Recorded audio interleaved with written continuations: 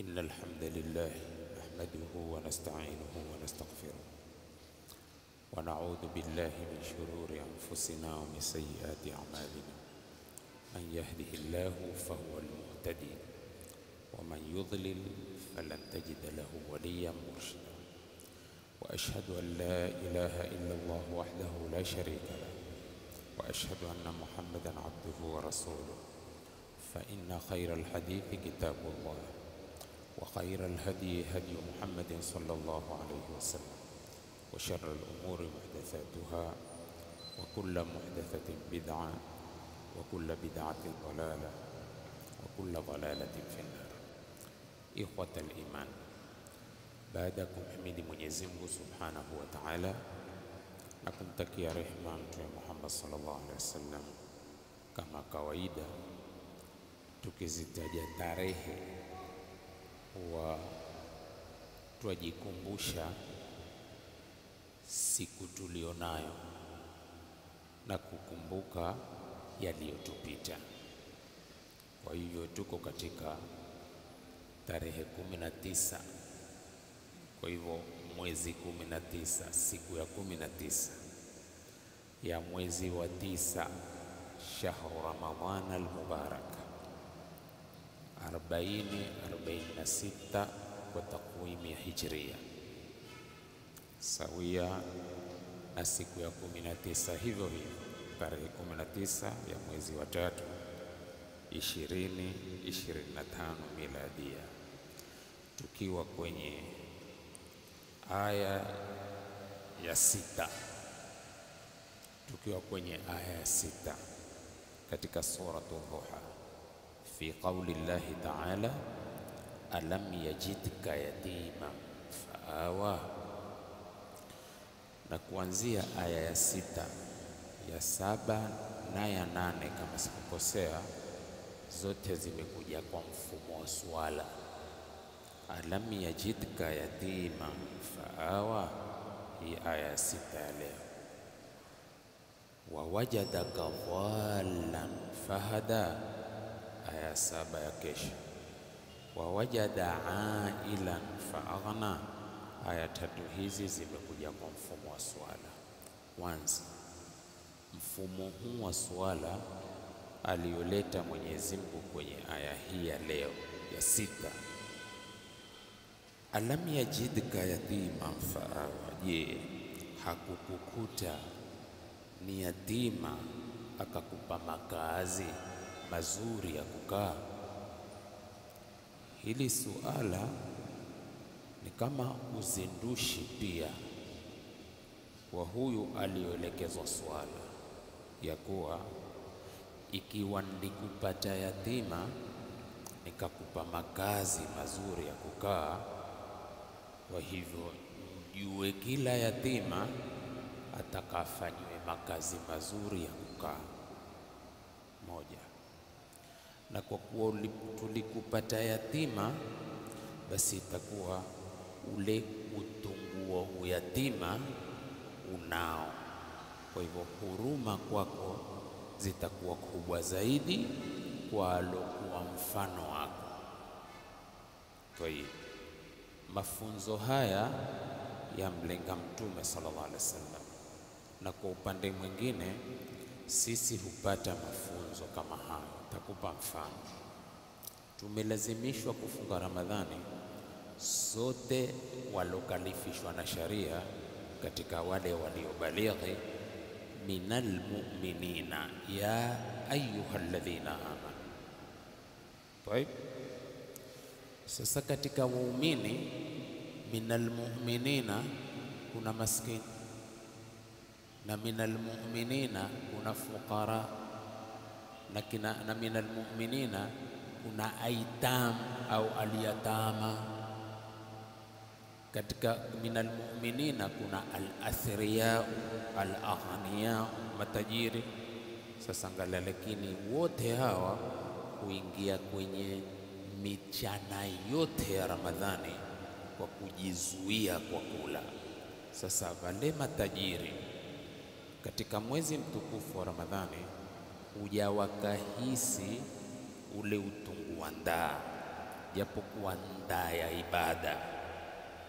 Sasa kwa kila tajiri ambaye ana imani ya kuchukua mafunzo kwenye hii ibada ya saumu, atakuwa akiwafikiria wale ambao masikini na mafukara ambao si mwezi wa Ramadhani tu, wao huja wakajizuia kwa masiku tofauti tofauti wa ufinyo wa mapacho yao na hali zao zilivyo, huwa wakihisi kinamna gani. Funzo hili huwapa kila alopewa taufiki na Mungu. Hawa mayatima, hawa mafukara, hawa maskini ni wa kuwatazama kwa ndaa ya siku 30 ama siku 29 aliyojizuia kwa ibada ya saumu. Sasa Mtume alipita kwenye matungu ya uyatima, ayajua kweli kweli, ajua huzuni na sikitiko la mtu kuwa yatima. Kwa hivyo alikuwa ni mwalimu wa mayatima kwa kuwahurumia, ni mwalimu wa mayatima kwa kuwasaidia, ni mwalimu wa mayatima kwa kuwapa mafunzo na taaluma na maarifa. Alam yajidka yatima faawa, je, hakukukuta yatima akakupa makazi mazuri? Awa katika faawa ay dhammahu ila man yar'ahu, kwa kuwa Mwenyezi Mungu alimwambatisha kwa atakayemchunga. Alimwambatisha Mtume kumwambatisha yule atakayemtunza na kumlea. Alam yajidka yatiman faawa, alam takun ya Muhammadun, hukuwa hukuwa wewe Mtume Muhammad yatiman fi sigharika, ni yatima katika udogo wako. Faawaka Allahu ila ammika Abi Talib, akakuambatisha Allah kukuambatisha kwa ammi yako Abi Talib. Wa dhammaka ilayhi, akakuambatisha kwako kwa lengo la kumlea na kumtunza. Ibn Kathir katika tafsiri yake asema, volume ya 3 safha 650, wadhalika, hilo, anna abahu, ni kwa kuwa babake Mtume tuwufia, alikufa, wa huwa hamlun fi batni ummihi, ikiwa Mtume mimba kwenye tumbo la mamake. Tayeb, babake alikufa na Mtume uko kwenye tumbo la mamake. Thumma tuwufiyat ummu, kisha mamake akafa. Walahu min al-umri 6 sinina, Mtume akiwa na umri wa miaka 6. Thumma kana fi kafalati jaddihi, kisha akawa katika malezi ya babu yake Abdul Muttalib. Ila an tuwufia, mpaka naye kufa. Walahu min al-umri 8 sinina, na Mtume ana miaka 8. Fakafalahu ammuhu Abu Talib, akamlea yeye ammi yake Abu Talib. Thumma lam yazal yahutuhu, Abu Talib hakuwata kumchunga na kumzunguka na kumlinda. Wayansuruhu, na kumpa nusra, kumtetea. Wayarfa'u min qadrihi, na kuinua cheo chake. Hatta bta'athahu Allahu ala ra'si al-40, mpaka Mungu akamtuma Mtume kwenye miaka ya 40. Wa Abu Talib ala ibadati al-asnam, na Abu Talib bado uko kwenye ibada ya masanamu. Mithlu qaumihi, mfano wa watu wake. Wa ma'a dhalika, pamoja na yote hayo, vipi? Mtume ametumilizwa, ammi yake bado uko na kaumu yake katika kuabudu masanamu. Pamoja na yote hayo, kana yadfa'u al-adha an Rasulillahi sallallahu alaihi wasallam, alikuwa akimuondoshea maudhi na kumtetea Mtume sallallahu alaihi wasallam. Wa kullu hadha, na yote haya, min hifdhillahi lahu, ni katika hifadhi ya Mungu ya kumhifadhi mtume wake. Wakalaatihi, atfu tafsir, ni katika ulinzi wake na kumhifadhi kwake.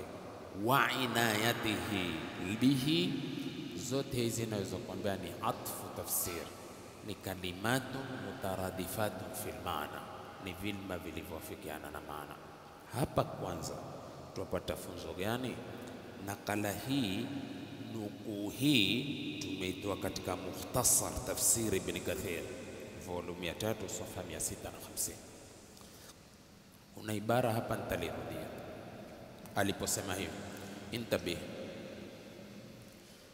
pamoja na kuwa mtume ametumwa ala rasil 40 sana, ammi yake bado uko katika ibadatul awthan. Pamoja na yote hayo akimtetea mtume kweli kweli, kisha na yote haya ni katika maandalizi ya ulinzi wa Mungu kumlinda mtume wake kupitia kwa mkono wa mtu kafiri.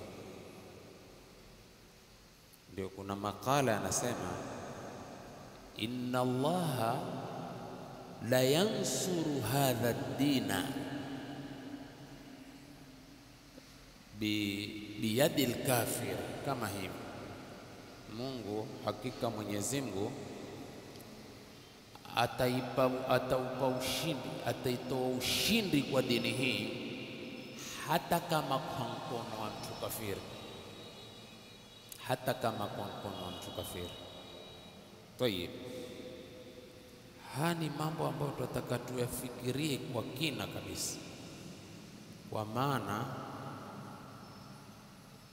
uandalizi wa Mungu wa kumlinda mja wake kwa sababu za Mungu alizozipanga kwenye kumlinda waja wake, sisi huwa tujua.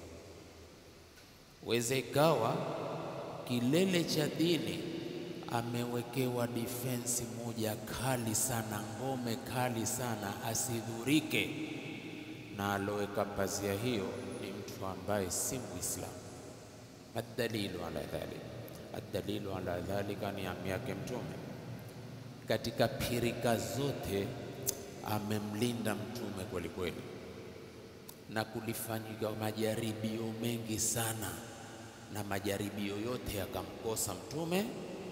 Na moja kati ya sababu majaribio yasimkose mtume ya kuangamizwa ilikuwa ni ngome iliyowekwa na mtu mzima ambao bado uko katika mila ya masanamu, na bado alikufa ala millati al-kufri wa ala millati ibadati al-awthan, mpaka ikashuka aya ya kulaumiwa mtume wakati anamhurumia ammi yake huko katika sakaratul maut, akikumbuka wema na kazi aliyoifanya ya kumtetea mtume. Mtume si kilele cha dini wangwana, kilele cha dini si mtume. Ukimtetea mtume sio waitetea dini, ama yapingana haya maneno.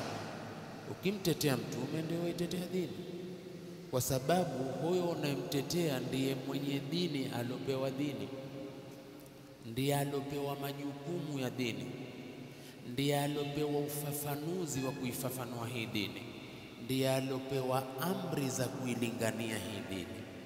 Sasa kuitetea dini ndio kumtetea alopewa dini.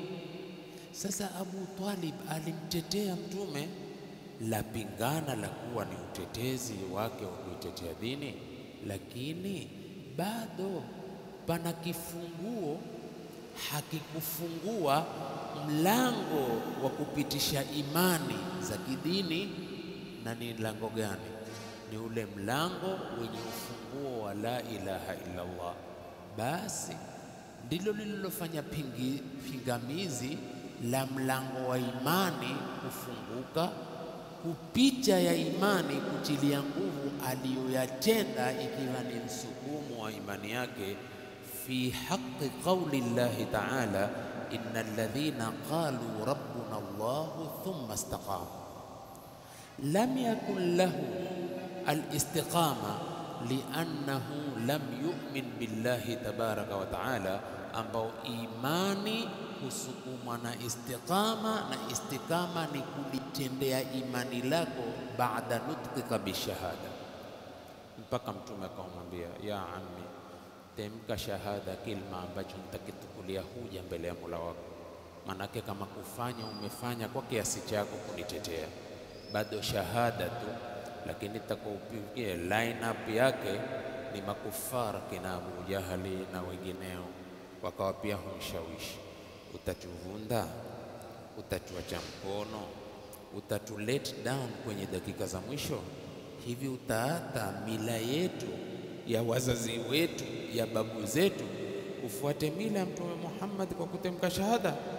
Alienda Mtume, temka shahada, temka shahada, temka shahada, mpaka mwisho ikawa bal ala millati, nitakufa juu ya mila yangu.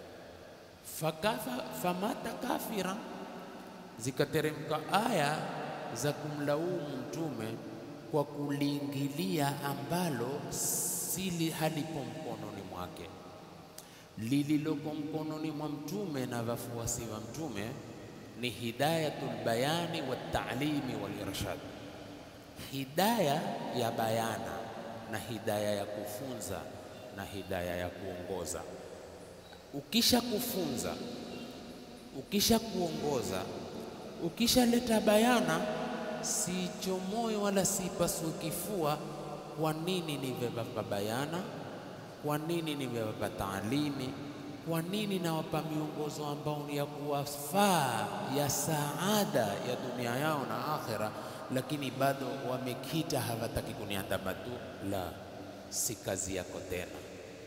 Ushawapa taalimi. Jamani, taalimi za sema hizi kwenye hayo, ushawapa maarifa. Maarifa na wenye maarifa walifanya hivi kwenye hayo, ushawapa miongozo.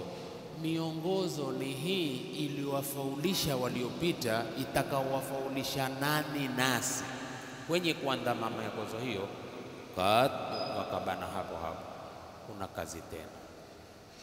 Sasa ukikika kuivua, kwa nini nawapa mafunzo na bado wameshika? Laisa alaika hudahu, si juu yako miongozo yao ya kuwafikiwa, si juu yao.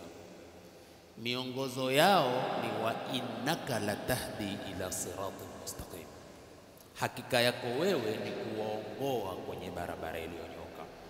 Ushawaongoa, imebaki hidayatut tawfiqi, wa hidayatut tawfiqi biyadillahi tabaraka wa taala. Innaka la tahdi man ahbabta walakin Allah yahdi man yashau wa huwa a'lamu bil muhtadin.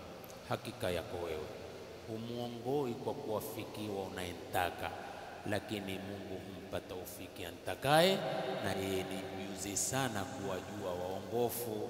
Akalaumiwa Mtume sallallahu alaihi wasallam na Abu Talib akafa ala ghairi millati lislam.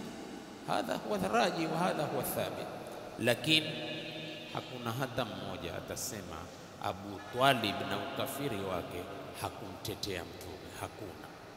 Uko utetezi na ni matendo yale, lakini hayakumfaa.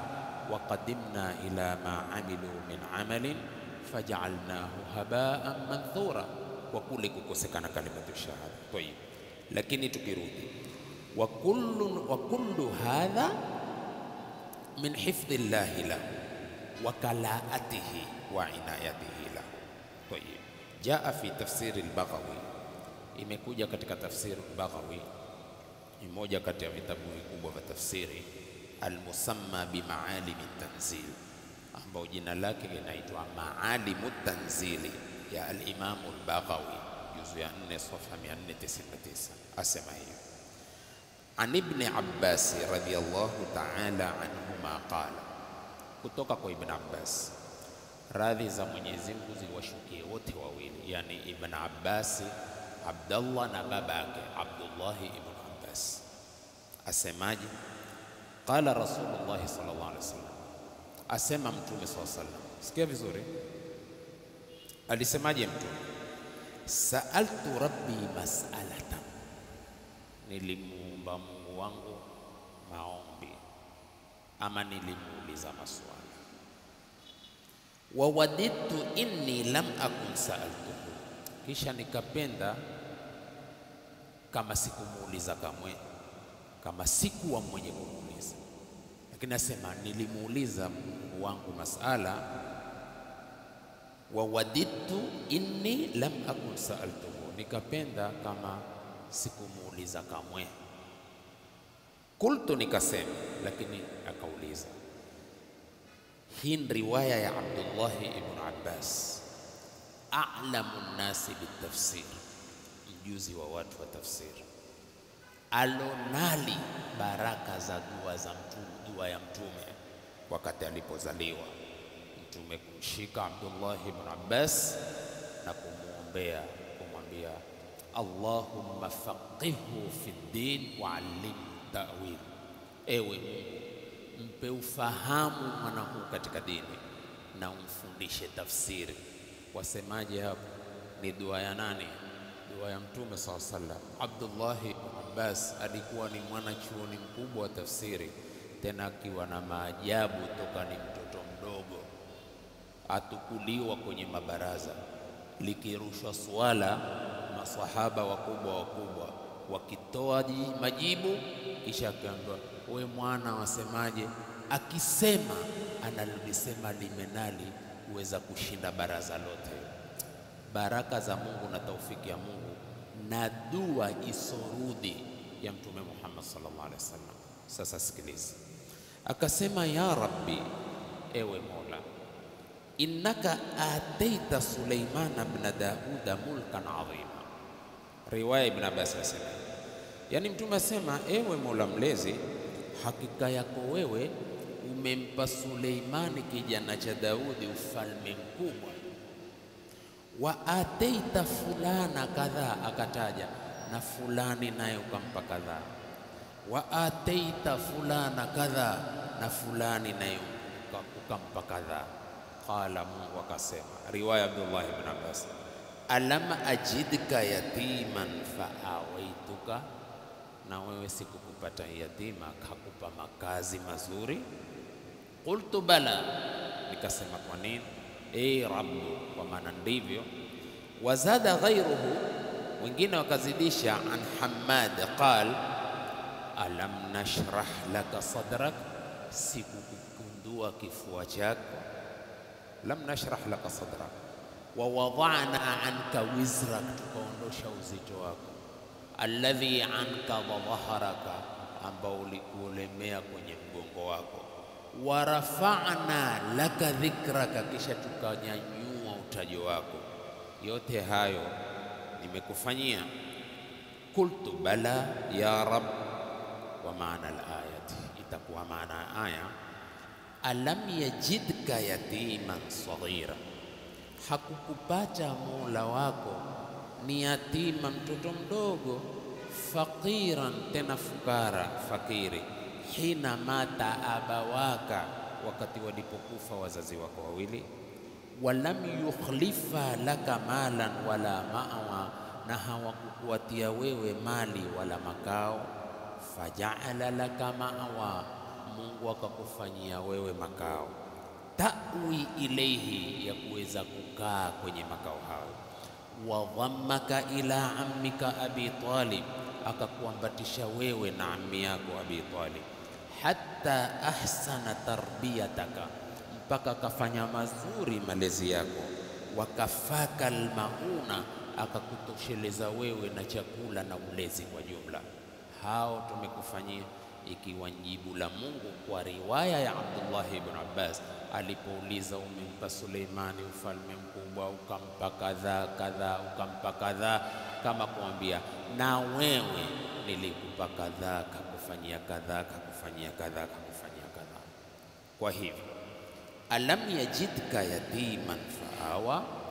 Qala sahibu tashili liulumi tanzil, ni moja kati ya vitabu vya tafsiri, na hiki at-tashilu liulumi tanzil ni cha al-Hafidh Abil Qasim Muhammad bin Ahmad bin Jazzi al-Kalbi al-Ghirnati. Ni volume 3 kitabu hiki. Sikiliza anavyosema, namnukuu, asema addada Allahu ni'amahu alayhi, Mwenyezi Mungu amemuhisabia mtume neema zake juu yake, zile neema alizoneemesha. Fima madha min umrihi, katika yalopita katika umri wake. Umri wake uliopita Mwenyezi Mungu amemuhisabia neema, ni kuna neema alineemesha. Limadha? Liyaqisa alayhi, ili apate kufanya makisio. Makisio gani? Ma yastakbilu, wayatakaumkabili, wayatakaumjilia kwenye future yake. Fatatiba nafsu, nafsi yake iwe nzuri. Wa taqwa rajauhu, na matarajio yake yawe mazito, yawe na nguvu. Kwa nini? Kwa kumbuka aliyofanyiwa kwa siku zilizopita, atukue dira kwa siku za usoni. Safha 412 kwenye kitabu Maalim at-Tanzil. Na sahibu tafsiri al-Maraghi, Ahmad Mustafa al-Maraghi, kwenye tafsiri yake anasema, waqad aasha an-nabiy sallallahu alayhi wasallam yatiman, na hakika Mtume sallallahu alayhi wasallam aliishi akiwa ni yatima. Tayib, wajaa fi umdati at-tafsir, na katika umdati at-tafsir ya al-Hafidh Ibn Kathir ambao ni mukhtasar hii, asema hivi, wa kullu dhalika biqadari llahi wa husni tadbirihi, na yote hayo kwa kadari ya Mwenyezi Mungu na uzuri wa mpango wake kumpangia mtume wake. Vipi? Kufa babake uko tumboni kwa mamake, kisha kufa mamake, kisha kulewa na Abdul Muttalib, kisha kuja kwa Abi Talib, kuja mpaka utetezi, mpaka kutumilizwa, mpaka Abi Talib na yeye kufa. Yote ni katika mipango ya Mungu na uzuri wa kumpangia mja wake.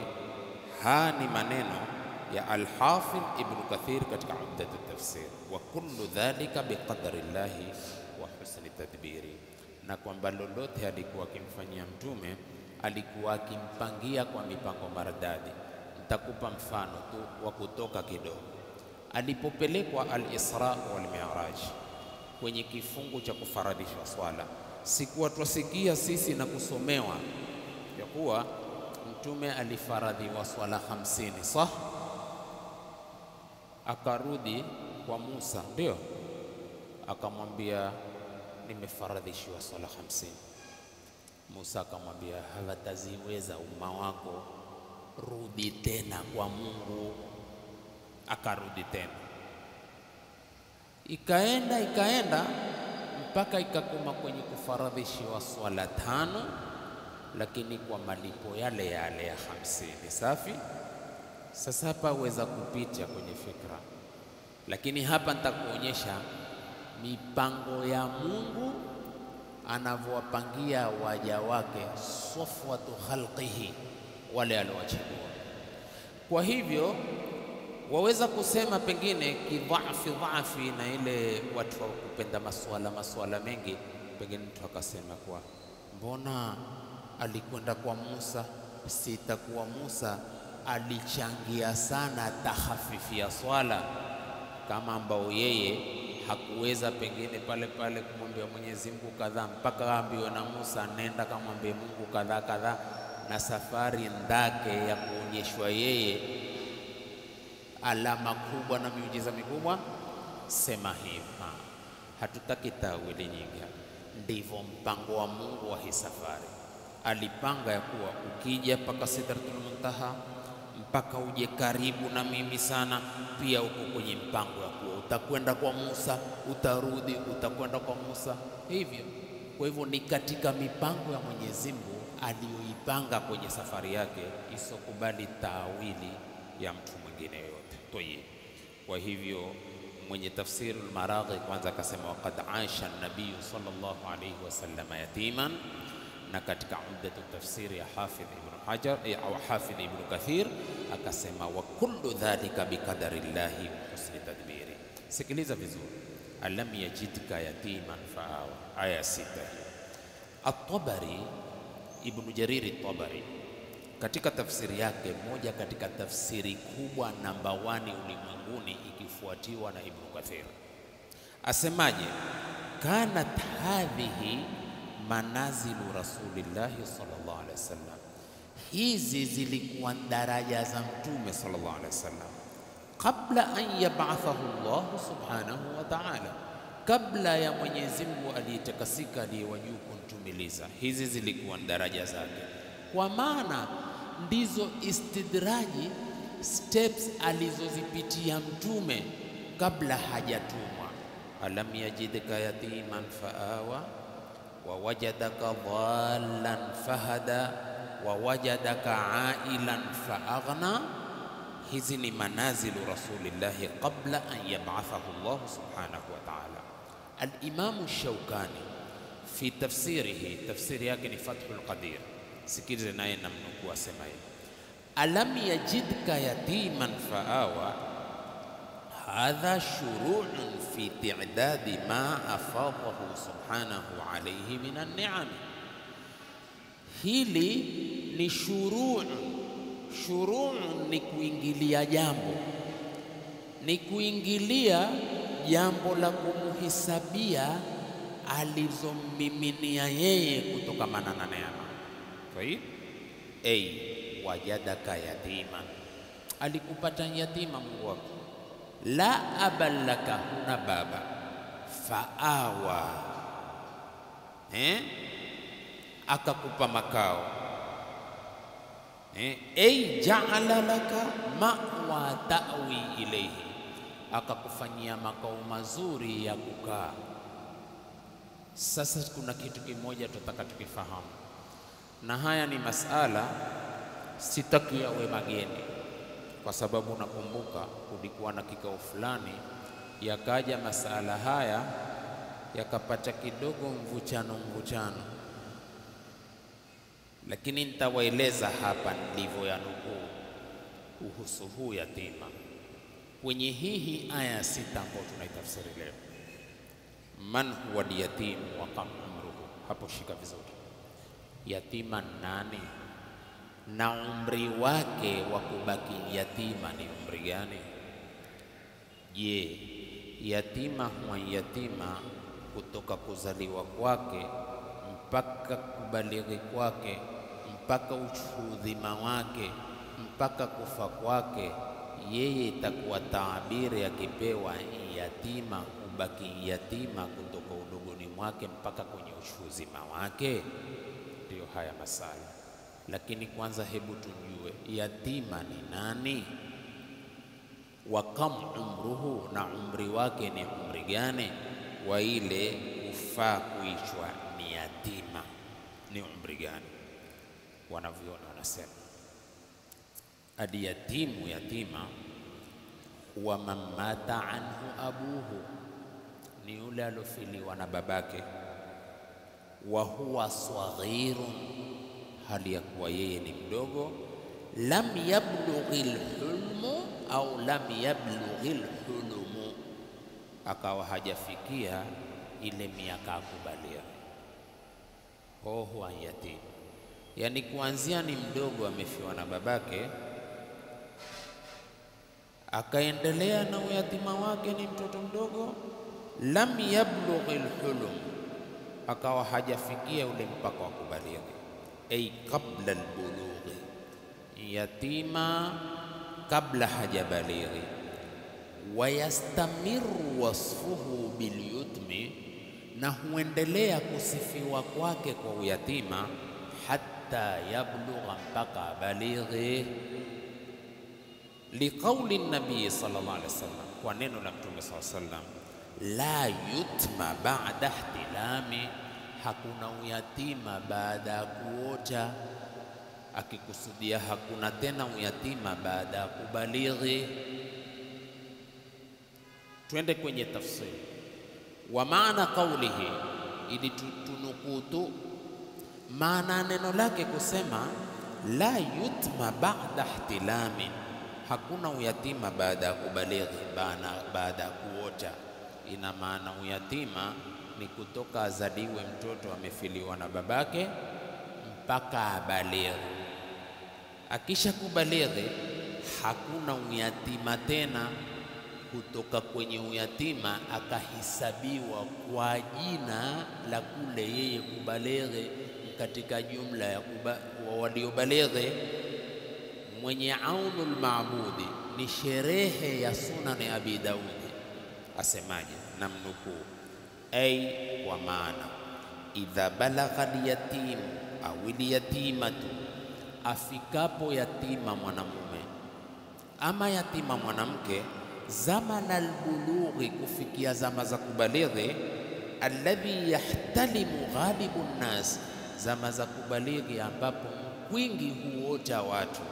Maana hubalighi kwa kuota kama sisi mabarobaro, ikiwa nguvu za ruhusu, basi kwa miaka 9 mpaka 15 sawa, unaweza kuota umelala na mwanamke, ukishtuka ukawa umejichefua, hiyo ni alama ya kuwa umebalighi.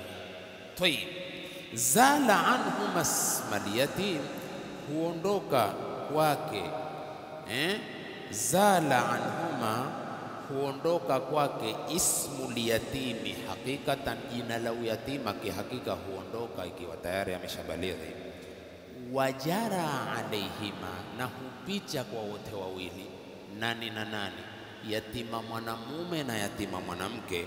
Hukmul balighina, hupicha kwao hukumu ya wenye kubalighi. Sawaan ihtalama au lam yahtalima, sawa wameota ama hawakuota, maadamu washafikia haddul bulugh.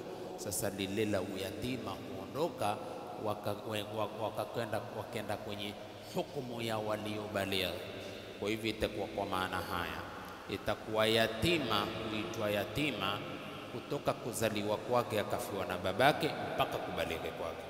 Akibalighi hutiwa kwenye hukumu za wale waliobalighi, sio ikawa ni jitu zima amejukuu ametukuu basi ikawa amepacha yatima, japokuwa amenkosa babake kimaana, kiudhahira julikana ni hivi, lakini kwenye utaratibu wa sharia, kwa sababu itakuwa sasa sisi bado twapigana na watu wazima, mayatima, na kuna watoto wadogo chungu mzima wataka kushughulikiwa kimalezi kikweli, ambaye huyu ashabalighi aweza kujimudu kivyake. Ndilo lengo na makusudio ya venye vitabu kuzungumza hivi. Iko wazi hapo jamani? Tayib, haya wa hunaka latimu. Sasa si unaona kuna adiyatimu, mshike na alomkosa babake toka ni mdogo mpaka hadi gani atabaki ni yatima? Mpaka kubalighi kwake, ho ni yatima. Sasa kuna na alomkosa mama akawa na baba, kuna na alomkosa mama na baba. Hawa wamewekwa kwenye mustalahi gani? Na hawa je, hukuki zao zipi ama mwelekeo wao ni upi? Tushanjua yatima. Sasa kuna na allatimu, kuna alyatimu na kuna allatimu. Man huwa allatimu? Latimu ni nani? Wa huwa alladhi faqada kila alwalidain, ni yule alokosa wazazi wote wawili.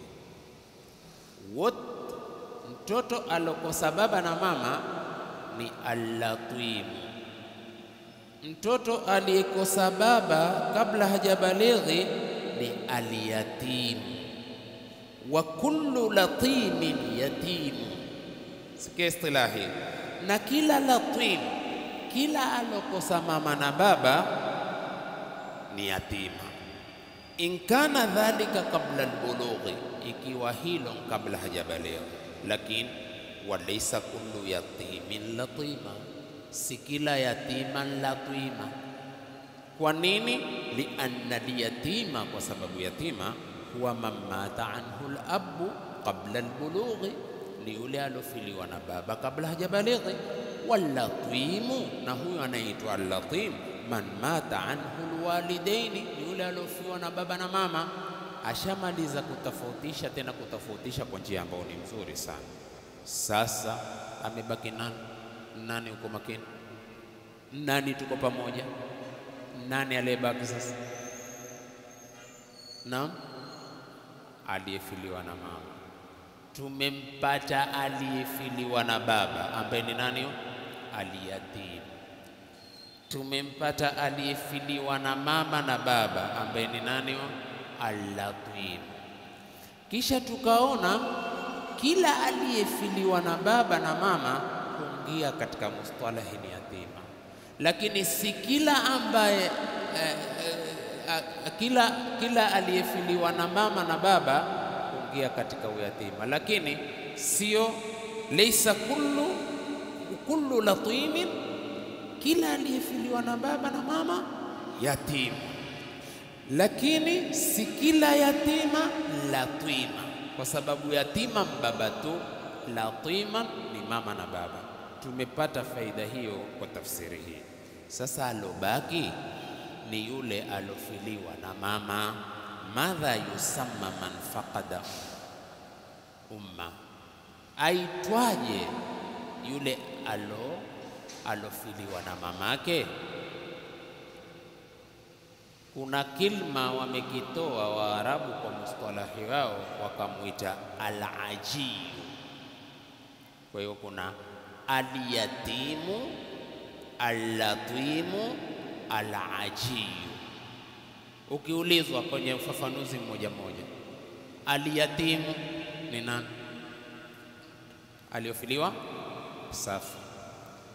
Al-latimu aliofiliwa na baba na sasa kuna na al-ajiyu ni nani? Wewe aliofiliwa na tayib. Shika ninaokuambia na Mungu shahidi, haki mimi pia nilikuwa sijui, nimejua usiku wa jana tu katika kubahithi kwangu, namshuhudisha Mungu. Kwa hivyo sisemi kwa kuwa haya maneno mapya mmeyapata basi nimeigundua na mwaga vitu vipya. Hasha wakala, Mungu asinijalie, asinipe mimi na wenzangu ya kujisikia kwa tunachojua. Sikujua, nimejua. Tena kuna kitu kingine hivi, mara hii nimeona raha zaidi, kwa sababu masuala ni mengi sana. Naona raha kweli. Kwa sababu gani? Sikujigamba kuwa najua ndo wapi na kujisikia huko, lakini naona raha. Wasikilizaji wanisomesha kweli. Kumbe si hivi kukaa hapa kwa wanawasomesha, kumbe nyinyi mwafanyaje? Mwanisomesha. Kuna mambo haki ya Mungu vijana wananiuliza, mpaka huenda kafanya umakini kia nini? Kwa hivyo kama ambavyo faida kwenu katika kunisikiliza, wallahi ni faida kwangu katika nyinyi kunipa masikizi yenu. Mwanisomesha kweli, na nasema haya bikulli ihtiramin wa bikulli alkhudui, kwa unyenyekevu wote, wala sisemi haya kwa kujifanya. Wallahu ala ma aqulu wakil. Na iko najua yatima tu. Usiku wa jana kanjua al-latimu, kanjua na al-ajiyu, kasema kwa kweli elimu ni bahari. Mtu si wa kujigamba, mtu ni wa kuwa nyenyekevu katika kusoma.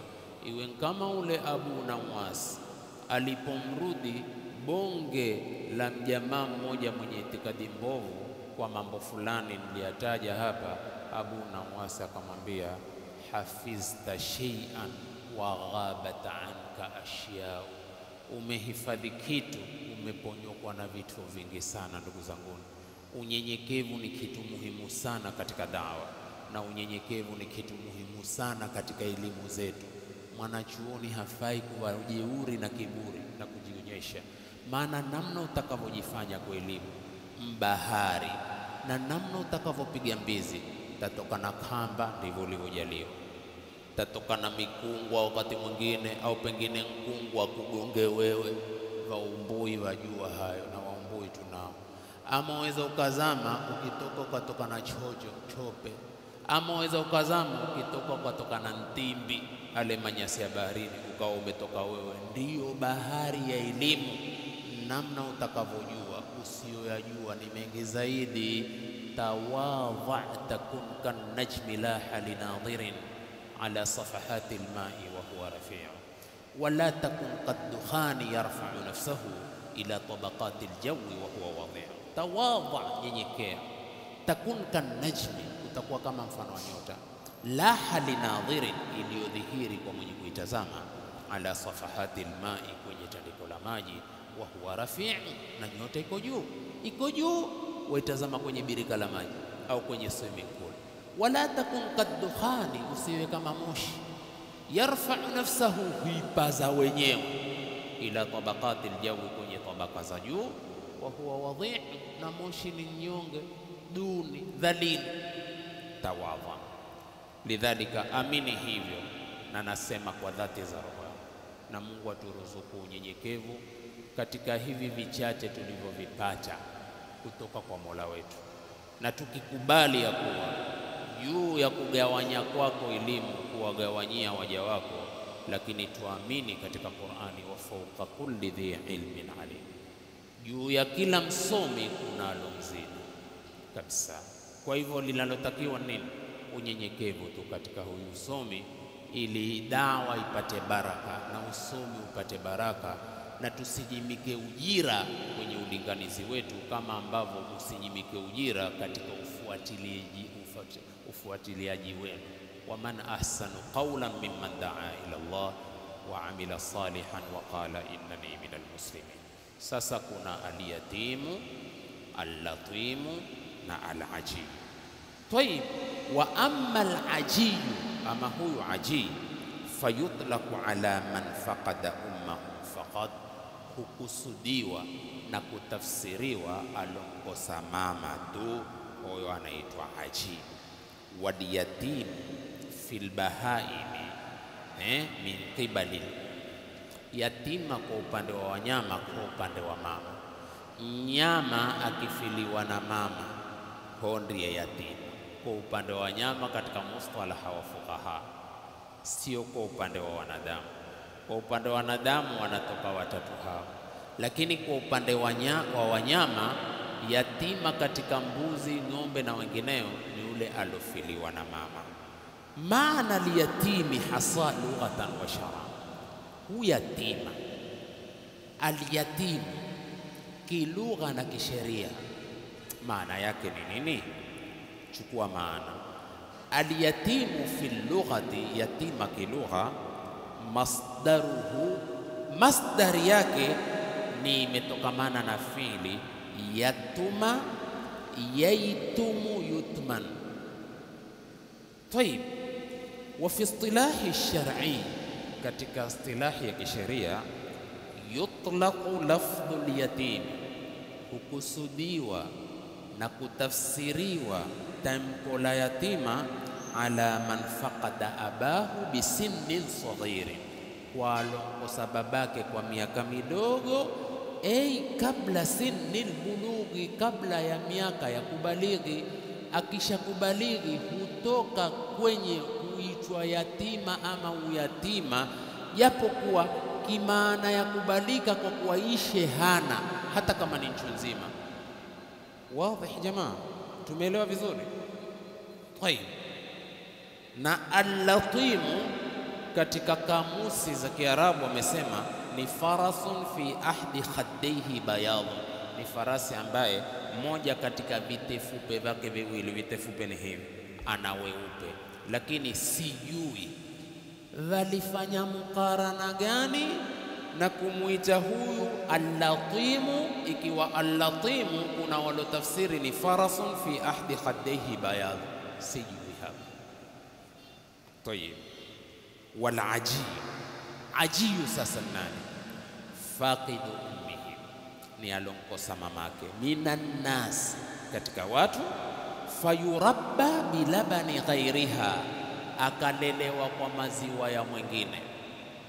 Wa hiya ajiyatun, na wingi wake ni ajaya. Kafalatul yatim, ulezi wa kumlea yatima. Wal inayatu bihi, na kuwa na umuhimu wa hilo la kumlea yatima. Min al-a'mali allati, ni katika amali ambazo tuqarribu al-muslima ila al-jannati, inamkurubisha muislamu peponi. Umeona hapa tupata mafunzo ya kuwa njia nyingi Mwenyezi Mungu amemwekea mwanadamu za kuipata pepo yake, ni kuzifuata hizi njia kwa ikhlasi na matendo.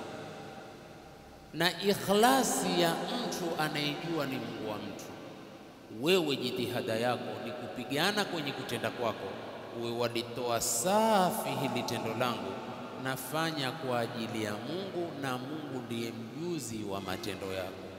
Ukienda kwa system hiyo, basi biidhnillahi karim utakuwa na kero, maana utakuwa nalolifanya anayenichunga Mungu wangu. Sasa kuswihi kwa ninavyofanya na kutoswihi, kuwemo mimi kwenye jumla wenye kufanya kwa lile ninalolifanya ama kutowemo, si right ya mwanadamu yoyote wala ya msomi yoyote. Hivi ndivyo msimamo wangu kabisa. Kwa nini? Kwa sababu huwezi kunijaji moja kwa moja nilivyo na mimi nilivyo na wewe ulivyo, una udhahiri, una na undani. Hii ni message tu ifike kwa wale ambao wapenda sana kuhukumu watu kama ambavyo wamekosa wa kuwahukumu wao kwenye nadharia ambayo mengine hata hawana habari nao. Wa in shi'tu astati'u an aqul la ya'rifun, na katika miono ambao pengine hawaijui kamwe. Lakini basi ukakuliwa kwa kupewa mafunzo, hili shika ni hili ni hivi tu, shika ni hivi ni hivi tu, mpaka ukajasiri baadhi ya wana ikawa kutoa mafatwa, wakatoa mafatwa na wakatoa na mielekeo, na bado ni wachanga, tena wachanga sana sana sana. Usiwe na msimamo wa kumhukumu mtu safi hapo jamani. Mtu asijitie kero kwa sababu ya mtu, kwa sababu kuna ya undani wa mtu na unje wa mtu. Uinje tunaweza kuhukumu, lakini ndani ya mtu Allahu yatawalla sarair. Allahu a'lamu bima fi suduri alalamin. Mungu ni mjuzi kujua yaliyomo kwenye vifua vya watu. Nafikiri haya kwa wazi kwa wale wenye udhia wa kuwa tayari wajiona sisi hatuna makosa, hivi tulivyofundishwa ni hivi hivi, hivi tulivyoelekezwa ni hivi hivi. Wijihatu nadhar kwao ikakosekana, ikawa nchinjo ni mmoja wa mwelekeo alioelekezwa na ile taklidi yake ya kiupofu ya kumuayini shekhe, ni huyu ndiye shekhe wangu, mengine mimi sitaki kuyajua. Ni ufinyo sana wa kielimu, na lao mtu akitukua mchinjo huo hailimiki kabisa, atapitwa na mengi. Walojitahidi kutaka mengi waliyapacha wakakosa mengi. Hai wewe ukawa ugende kama gamu kwa shekhe mmoja, kwa kauli moja, kwa itikadi moja, utakuwa mtupu kabisa katika safari ya maisha yako. Ni faida tumeipata pia katika haya tunaweza kuona. Sasa ndugu zanguni, hebu tuende.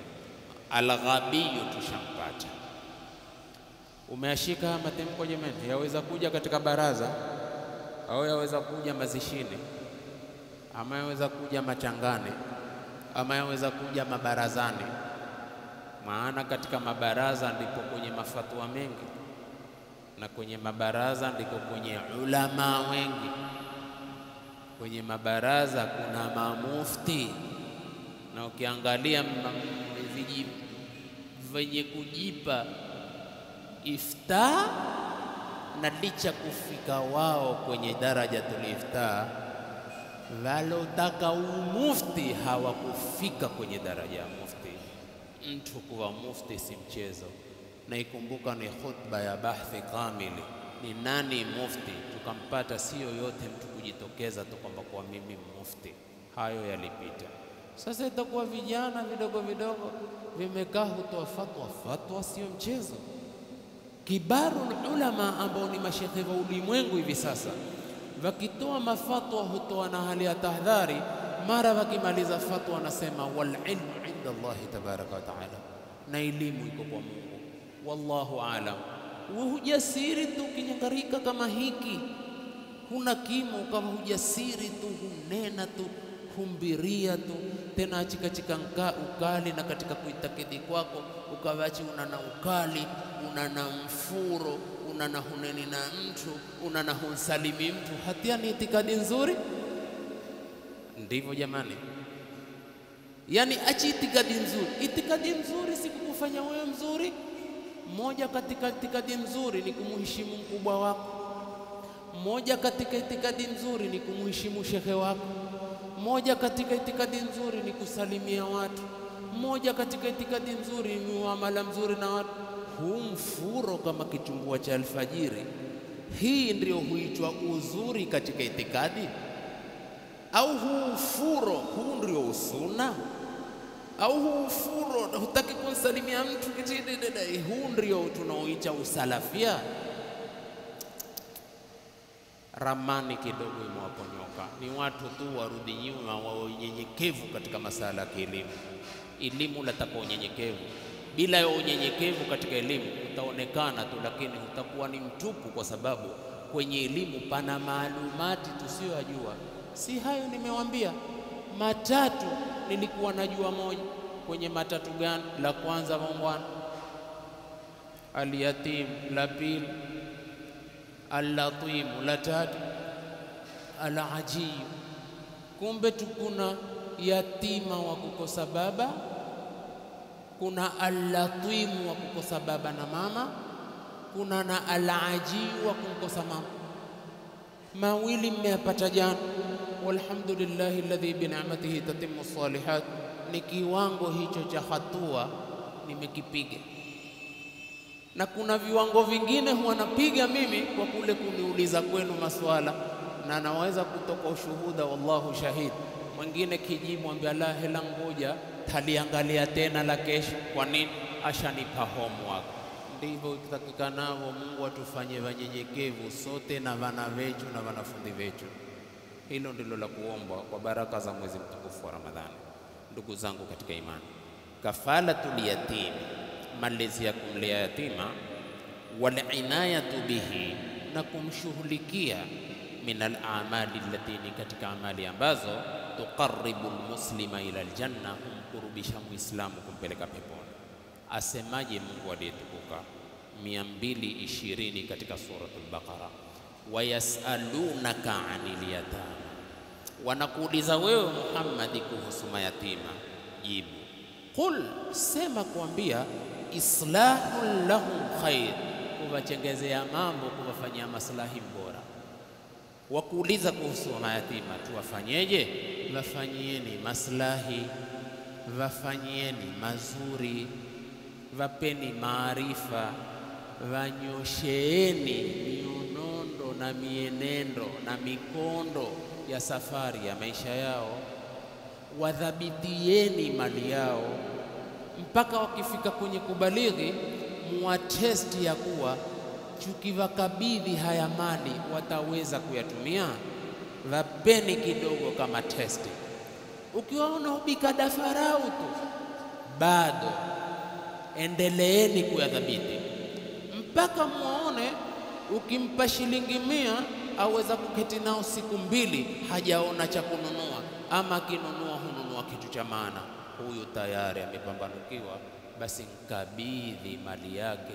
Ndiyo maslahi kwa mtoto yatima. Maslahi si maslahi, ni ufisadi kwa mtoto yatima. Mali ameatiwa mengi na babake, akawa anazunguka kuomba vyakula vya kulala na kuomba mitumba, na hali babake amemwachia mali yeye kujimudu katika safari ya maisha yake. Ndugu zangu, nishikeni kitu kimoja kwenye kikao hiki cha leo, na Mungu ni shahidi yetu. Pana hisabu sana mbele ya Mwenyezi Mungu kuhusu mayatima. Pana hisabu kubwa sana. Tena kuna na bonge la kosa ambalo lafanywa. Lipi? Hufa mtu akaacha mali akakaa miaka ngia miaka toka haijapigwa hesabu ya kurithiwa. Why? Kwa nini? Anasema nikijua kuna kesi chungu mzima zinazozungumzwa hivyo, mpaka imagine mali akapotea. Pengine baba katika umri wake mashamba mengi, ardhi nyingi, majumba mengi aliabuni na kununua. Akifa akawa tena anazo document za kuthibitisha umiliki, kiasi ambacho vana hawataketi wakiwa wachupu kwa mali walioachiwa na wazee wao, lakini maskini wakatajirika mawakili kwa sababu ya watu kuchechea mali ya mayatima. Mpaka kesi zikikatwa, mpaka kesi zikiamuliwa, kiwango kikubwa kimetoka katika mali yaliyoachwa, tena kwa uharamu wa kimadhambi kabisa. Mafungu yakipigwa, kuna kiwango kikubwa hakikwenda kwa kustahiki, kimeenda kwa mawakili, kikaenda kwa mapapa wengine waizi wa mali ya mayatima. Yanakuwa hao ama hayao?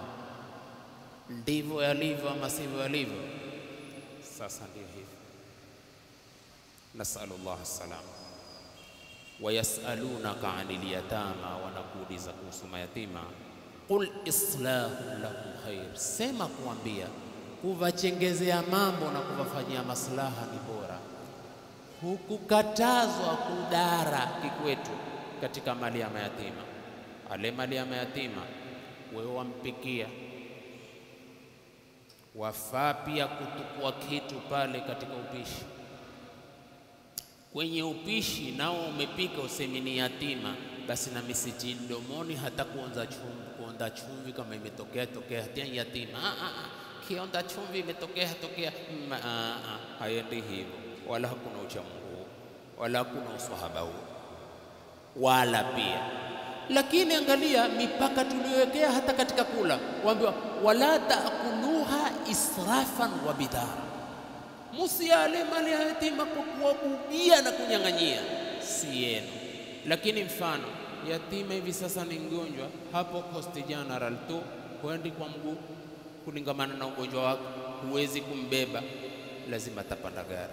Kupanda gari nauli ikitoka katika ale mali ya mayatima ni katika maslahi yake vile vile, yamesahaulika yote. Mali ya mayatima yaweza kulipiwa fees za watoto na shevo kikwetu, baba zao kama vingwati, lakini wakawa hulipiwa fees kwa mwana mayatima. Na ule yatima pengine akanyimwa haki zake za umaarifa na za kiusomi, akabaki ni nchwana na nchumwa kuwapigia pasi watoto na baba zao kwa mali halali ambao ni yao. Taaluma wakazikosa, malezi mazuri wakayakosa, kula vizuri wakakosa, kuvaa vizuri wakakosa, mali yakawa huwatononoa watoto ambao na shevo na vishevo wako. Tena kuna na hatari nyingine, sikilizeni vizuri sana. Hii yote imetoka kwenye alamu ya jidika yatiman faawa. Kuna na blanda nyingine nafanya, chunguzeni, msiseme ni maneno porojo. Blanda inawafanywa kwenye vituo vya mayatima vinavyojulikana, vameenda kusajiliwa ambavyo si mayatima, watu na baba zao. Mababa wakaenda kuwasajili, wanalelewa kwenye vituo vya mayatima, na baba huko kazi yake kwenda mbio kwake, yeye huangalie tumbo lake ya kupata nguvu za kumpanda mke wake.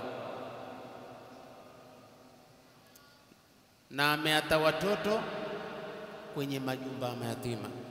Nambieni ni haki? Hii si haki ndugu zanguni.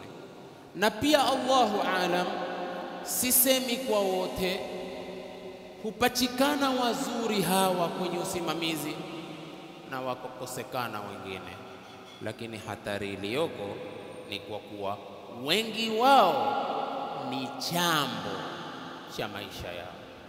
Limadha? Kwa sababu ikiwa si chambo yatima kwa maisha yako, mbona hukupiga hisabu ya mali aliyoachiwa na babake ukampa fungu lake ili asidhalilike?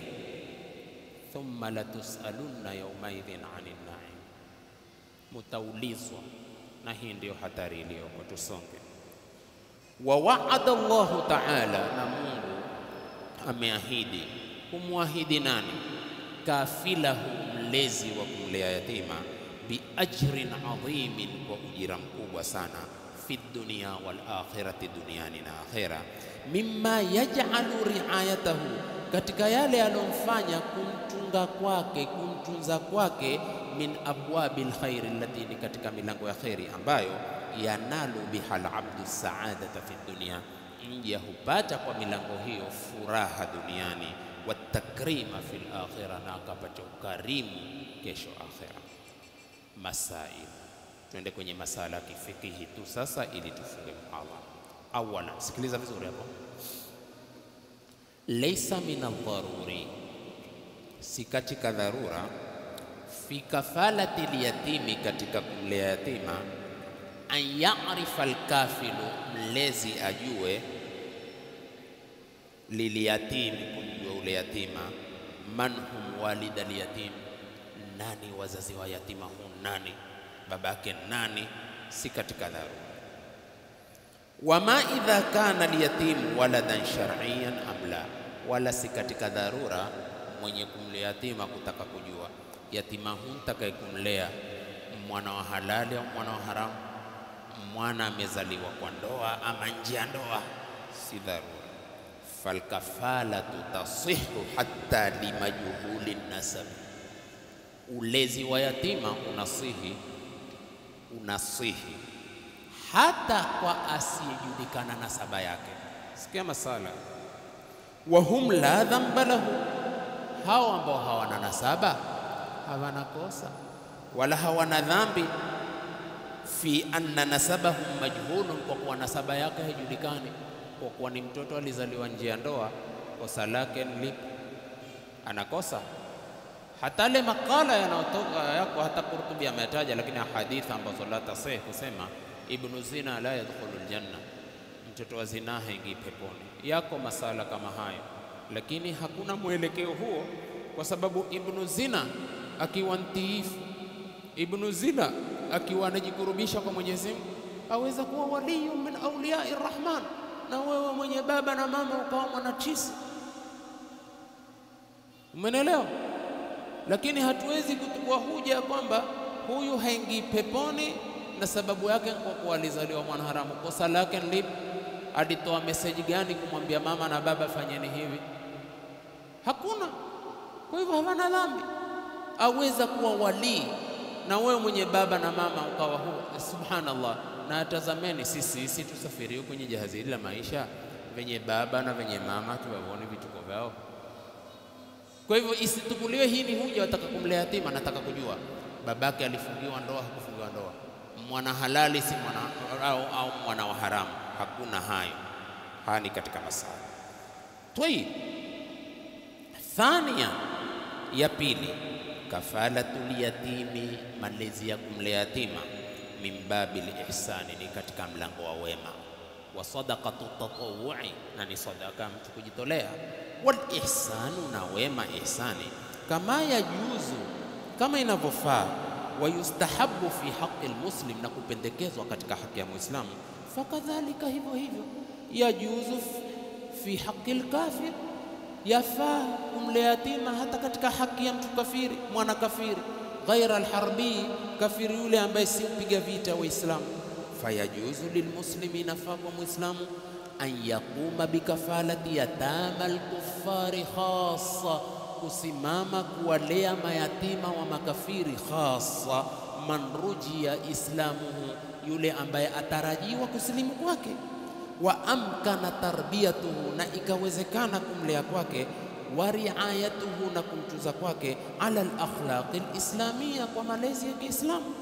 Wa in kana al-afdal, sikia masala, japo kuwa bora zaidi, wal aktharu ajra, na lenye ujura mwingi zaidi, antakuna al-kafalatu fi abnai al-muslimin, ni kuwa malezi ya mayatima kwa watoto wa Waislamu mbora zaidi, lakini lile pia halikupingika.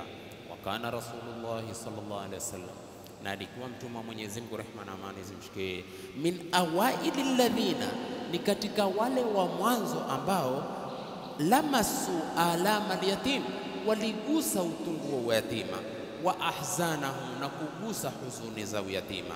Wa min thamma, na kwa wakati huo, ihtamma sallallahu alaihi wasallam bil yatim, alitukua umuhimu mtume kwa mtoto yatima, ihtimaman baligha, tena umuhimu wa hali ya juu, min haythu tarbiyatihi, kwa namna ya kumlea kwake, wa riayatihi, na kumtunza kwake, wa muamalatihi, na kuamiliana naye, wa dhamani subulil aishi alkarimati lahu, na kudhamini barabara za maisha mazuri kwake.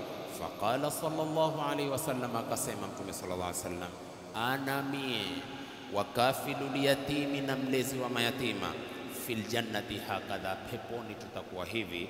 Wa ashara bisababati wal wusta, akashiria kwa sababa hii na wusta, wa faraja bainahuma shay'an, na hivi akavikunjua hivi.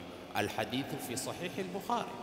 Tayib, qala Ibn Battal asema, haqqun ala man sami'a hadha alhadith, ni haki kwa mwenye kuisikia hadithi hii, an ya'mala bihi, aitumie hii hadithi, liyakuna rafiqan nabii sallallahu alaihi wasallam fil janna, ili awe rafiki ya mtume peponi, mtume alopenda mayatima. Wala manzilatan fil akhirati, na hapana daraja akhira, afdalu min dhalika, ilo bora sana kuliko hiyo, upate pepo kwenye daraja aliyoko mtume Muhammad sallallahu alaihi wa alihi wasallam.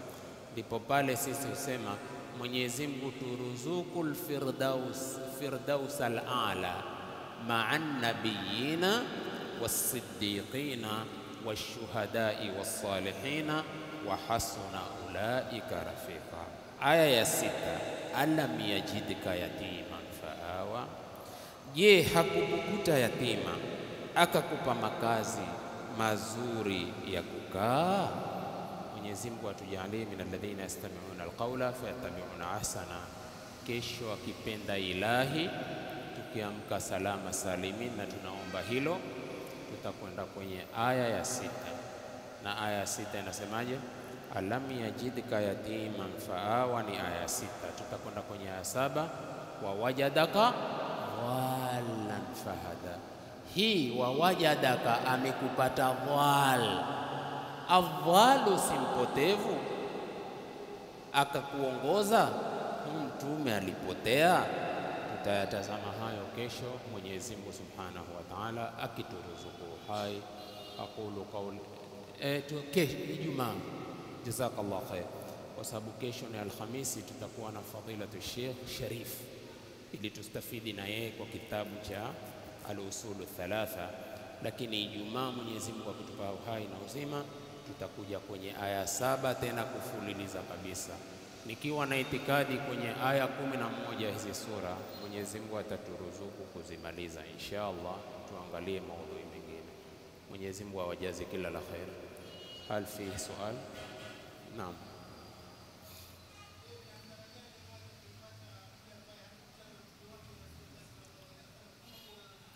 Muda gani hatakutana na mtoto wake? Muda kiumbe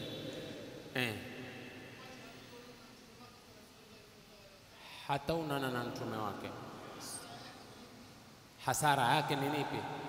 Bila shaka mwanangu au mwenecho, rafiki yangu, hasara yake ni kubwa sana. Wewe shika hii hasara kwanza kwenye hadithi inayosema kuna watu ambao Mwenyezi Mungu Subhanahu wa Ta'ala hatazungumza na wao wala hata hawatawaangalia kisha watakuwa na adhabu kali. Ile Mungu kwanza kutokuzungumza na wewe tu, hiyo nimesema kwanza kwa upande wa Mungu ni hasara kubwa, kwa sababu mtu kuzungumza na Mola wake ni raha kubwa. Alaysa kadhalik? Haya, tuende kwa mtume, mtu ambaye hutukutana na mtume wake, hutakutanishwa kwa mwe na mtume wako. Maana liko pia la kukutana na mtume hata kama si katika flat moja. Wallahi, si katika flat moja. Wewe uko kwenye flat yako peponi, manake pana daraja tofauti tofauti rafiki yangu, na kuna daraja ambazo hatufikii. Ndio yule sahaba mmoja akalia, mtume akamwambia, unani wewe, ni mgonjwa? Akamwambia, si mgonjwa. Unani, mbona usikitika kwa namna hii? Nasikitika kwa kuwa tuko pamoja sana hapa, lakini ukifa daraja mtakazowekwa nyinyi manabii na daraja tutakazowekwa sisi hatutakutana. Basi nina dhiki ile kwa kuwa sitakuona kesho yaumul kiyama kulingamana na daraja zako.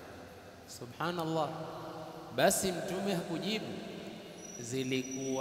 zilikuja aya,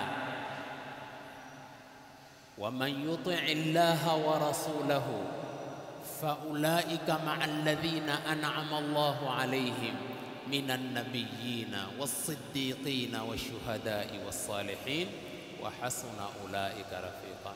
Akamakinika kwenye kutangamana na mtume ni utiifu wako wa kumtii Mungu na mtume wake.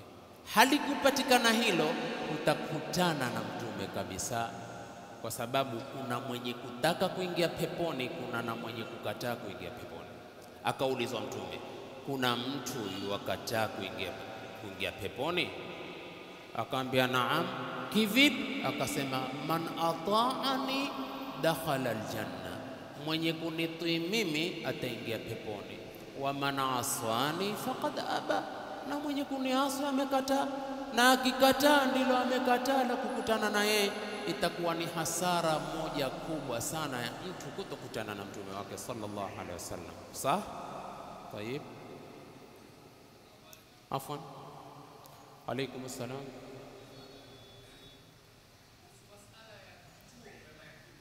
Vituo vya mayatima.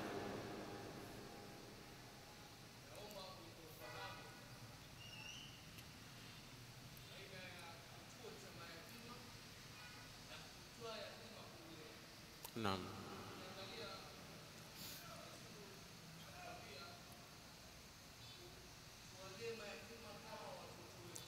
Naam.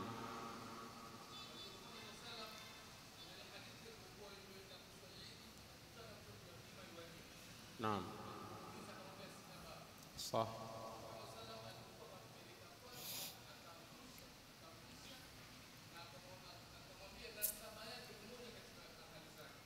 Naam.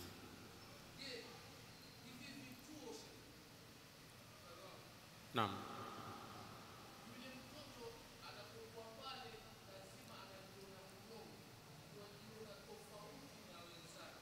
Naam.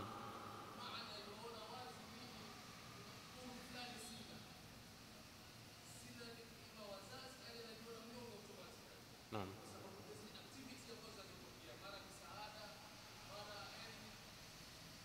Naam. Sawa.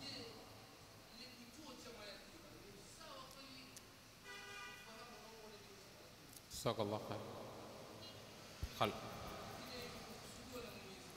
Sahih. Barakallahu fik.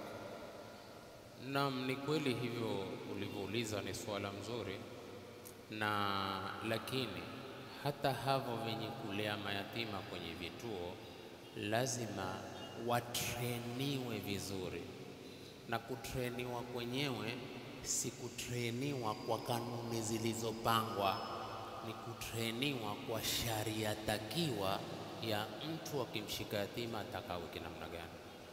Maana hata wanaoleta misaada ni hawa kina nani? Iwele fikhi imepenyezwa kwa hawa watoto katika taaluma wanazozipata katika ile kituo, mpaka waelewe sisi ni nani na hama jukumu yamewekwa na Mungu, sisi kushughulikiwa, mpaka atakuja kwa hekima na utaratibu wa kuwalea wajifahamu sisi hatuna wazazi, na hawa katika jumla wa watu wanaotuletea misaada. Mimi hapo ninavyoona, rafiki yangu, ndugu yangu, ni kwa kuwa vituo zatakaviwe muhakama kweli kweli katika kitu kinachoitwa tarbia na taaluma na maarifa. Lakini ikiwa ni kujirikodi tu vachuva kichuo na kuvaonyesha tu, itakuwa hayo ni kutaka tu vije tu. Sasa itakuwa hakuna lile lengo la kimisingi. Lengo hapo ni vapache kula tu, basi masala yaishe, pengine na wao wapate lile la kuwatumikia kwa kupata ile ruzuku yao. Lakini masala ya kuchukua jukumu hilo, dhamana hii, dhamana ya wewe kulipwa pepo, kitu ambacho dhamana yake ni kiwango kikubwa sana, wa kazi utakaoifanya kazi ndogo. Ni swala mzuri na lazima lirudi hilo. Lakini mfano ukamchukua uko nyumbani, bila shaka wale wenye kukulia nao pia yeye atajiona ni jumla. Wangapi twashuhudia watoto walowatwa na wazazi wao maskini, wakachukuliwa pengine na mama mdogo ama ammi kwa nini, akiinukia ule mtoto ule alomuona humwicha baba na humwicha mama, hamna kabisa katika fikra.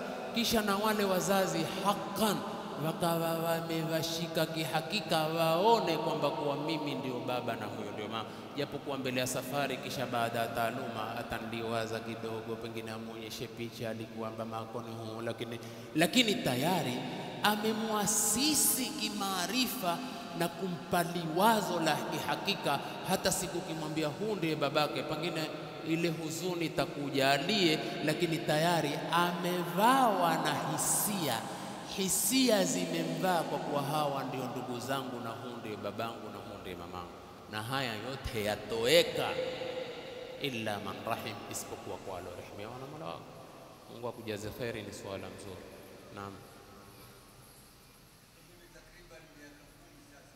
Naam. Naam. Naam.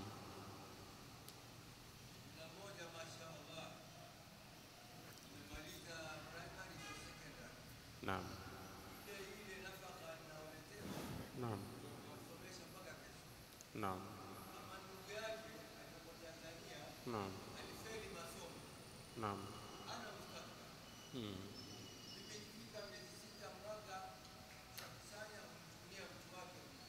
Naam. Naam. Naam. Siyashabalia. Sasa na yeye pia aweza kufanya utaratibu wa kujimudu, kwa sababu kuna watoto wadogo wa kufaa kushughulikiwa ulingamana na ramani tuliopewa hii na maandiko. Lakini ikiwa tutawashughulikia watu wazima, ndio tutawaambia kwa uyatima hamfai kufanya kazi. Sasa wataketi wawe ongoja kuni. Kisha kuna blanda moja tunaoifanya, mtoto yatima kwa alotukua jukumu la kumlea, huwa hankanyi hatia yatima, hampigi hatia yatima. Si yako hayo sana katika Uswahili, mtoto yatima. Kwa hivyo mtoto yatima ufaa kukosa adabu, wafaa kumtandika, wafaa kumpa maadili, lakini hufeli sisi pia hapo. Lakini tukuwa ramani, akisha kufikia haddul bulugh kutoka kwenye hilo akaingia kwenye majukumu mengine, na apewe nafasi akujimudu, ili itoke nafasi ya kushughulikiwa watoto wadogo. Na wewe kwa hilo lilo libaini kwenye kikao hiki na kuombea ikhlas. Mungu akuzidishie ikhlasi, akupe ikhlas, uende hivyo hivyo ila akhiri lahdha min hayatika, kwa sababu mushkili mkubwa kwenye usimamizi wa mambo ni kitu kinachoitwa ikhlas. Mungu akujalie ikhlas. Naam, insha Allah. Mungu akujaze kheri. Baada ya hao wawili ashabalighi, tefuta wengine uwapelekee, au mpelekee kama mtu mwingine, mwambie kiwango hichi kama ni 100,000 na kuomba tafuta biashara kujibudu mwenyewe, hizi sasa zifae watu wengine. Allahumma, ikiwa ni katika tarika, ni katika mali aloachwa na mzee wake, tayari ashabaligha, ashakuwa na akili, shamuona kwamba hawezi kuleta tabu, ukinkabidhi, weka ushuhuda kwa maandiko, kiwango chako hiki, haki yako, shauri yako, ushatoka kwenye jukumu. Akiyavuruga asiyavuruge, wewe huna jukumu kwa Mungu. Safi. Tayeb. Naam.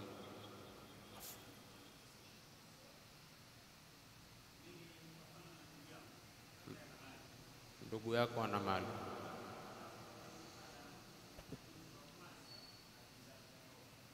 mke wa kwanza, mtoto alizaa mke wa ndoa. Naam.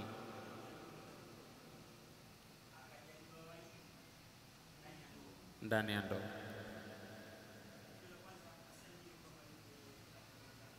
Naam.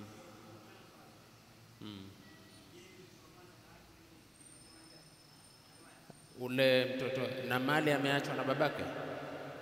Babake ameondoka, ameacha mali, ameacha mali, lakini huyu mtoto ni nje ya ndoa. Safi. Wawili ndio ndani ya ndoa, wawili ndio wenye haki ya kurithi, kwa sababu min shurutil irthi, katika sharuti ya kurithi, an-nikahu, ni ndoa, na huyo ni nje ya ndoa, hana wirathi. Lakini ana nini? Ana usaidizi, kama kumsaidia mwana wa kando. Kama kunsomesha, tuweza kunsomesha tukanlipia fees. Kama tunamlipia mwingine ambaye si mwana, anatiwa katika grupu hilo tu. Lakini kuhusishiwa fungu, anarithishwa na mtoto nje ya ndoa, hadha khilafu shar'i. Wallahu a'lam. Naam. Ustaz, mtoto nje ya ndoa, babake yuko,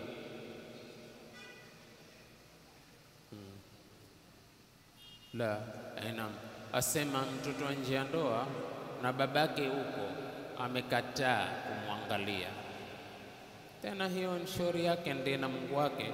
Kama aliamua kumwangalia, ingekuwa humwangalia kwa hukumu ya kama kumwangalia mwingine tu, sawa, ile kwa kuwa si halali yake.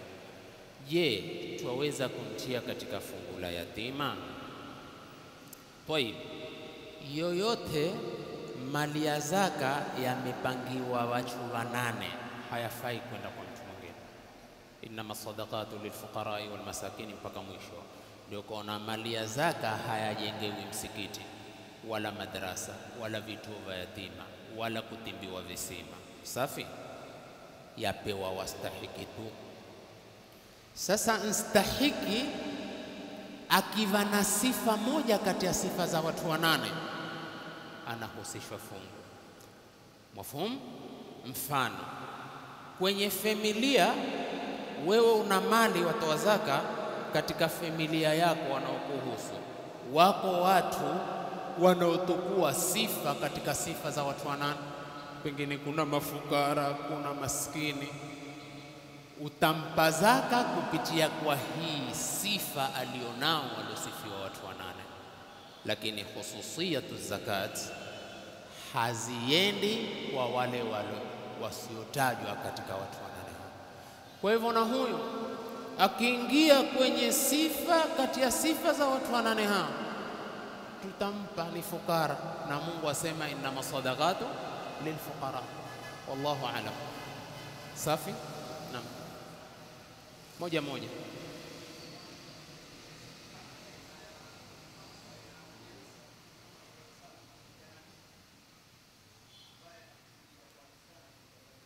Baina Mtume Muhammad na Isa alikuja nabii.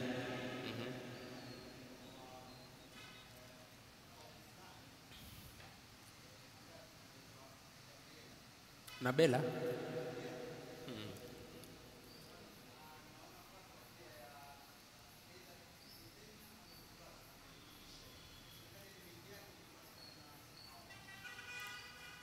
mtume alokuja kwenye mwanya wa Isa na Muhammad, sijui,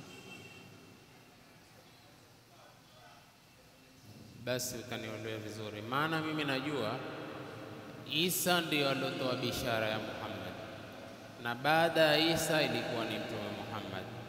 Hii ni fatra, mwanya uliopita ni kuangalia huu mwanya dawa ilikuwa vipi baina ya Isa na kuja Mtume Muhammad. Lakini kuja mtume kati kisha ndio aje Muhammad, sijajua na siwezi kusema hakuna, ni hilo la kutazama. Naam. Qiyamul layl,